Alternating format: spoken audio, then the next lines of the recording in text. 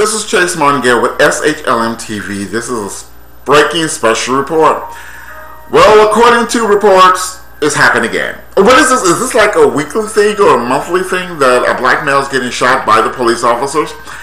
According to reports in Madison, Wisconsin, a 19-year-old black male died Friday after being shot by the police officers in Madison. The man was shot after an altercation with the officer and died at a hospital. Police Chief Mike Koval said he did not know whether the man was armed, but said initial findings at the scene did not reflect a gun or anything of that nature that was used. So my question is this: how come? Now, I'm not saying now. Please understand, I am not saying that this is racially motivated. I'm not saying that the police officer was biased against African Americans. I'm not saying that, because everybody wants to say that the police are racially motivated and that the reason why they're shooting all these black men is because they don't like black people. I'm not saying that. I simply want to ask a question. The question I am having is, when it comes to altercations or run-ins with the police officers, how come 60% of 60, I'm not going to put a number on it, a high probability of an African American man having a run-in with a police officer ending up dead, how come there's a high probability of that than if a white person runs into the police officer and possibly don't end up dead? There's a conversation done. There's not like a gun is drawn and then all of a sudden a shot is fired because a man reaches into his pocket. Granted, if a police officer is stopping you for any reason, I don't think a person should reach in his pocket because he could get shot. But I'm sure that there are Caucasian men that do reach into their pockets but do not end up dead. Here's a scenario.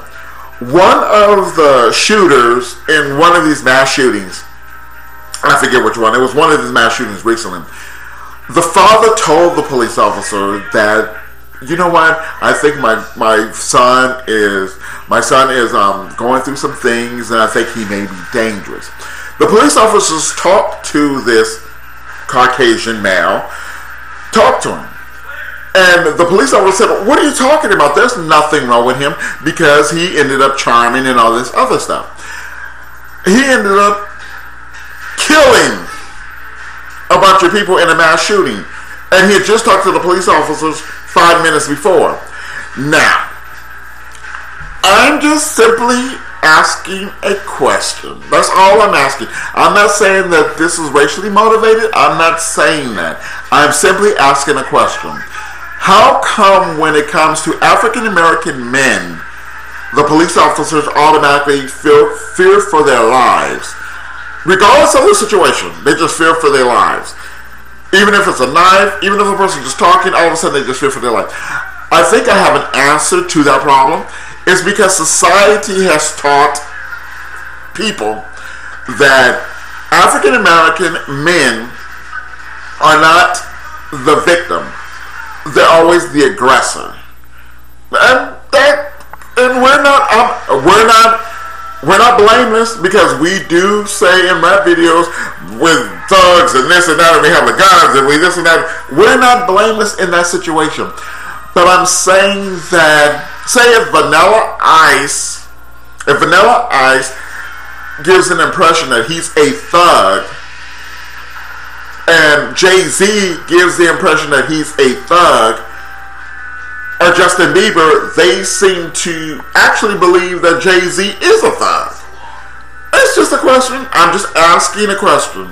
I'm not saying that this was racially motivated, but I'm sure District Attorney Holder, the Attorney General Holder, will get to the bottom of this, because in Wisconsin law, if a police officer shoots a person and that person ends up dying, an outside agency will come in and take a look at the investigation.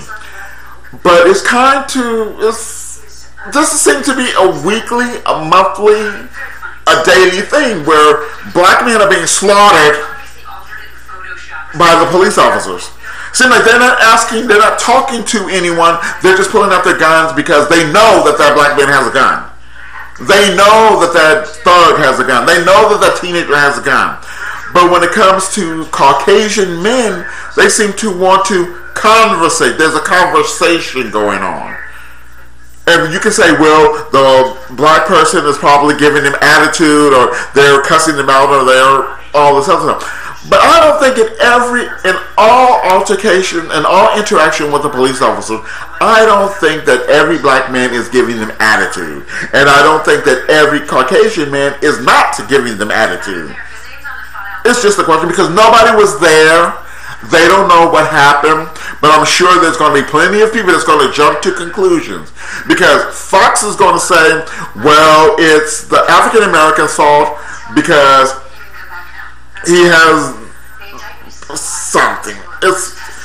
Fox is always saying that it's the African American's fault because he's in that neighborhood, or it's the African American's fault because he has an altercation with a police officer.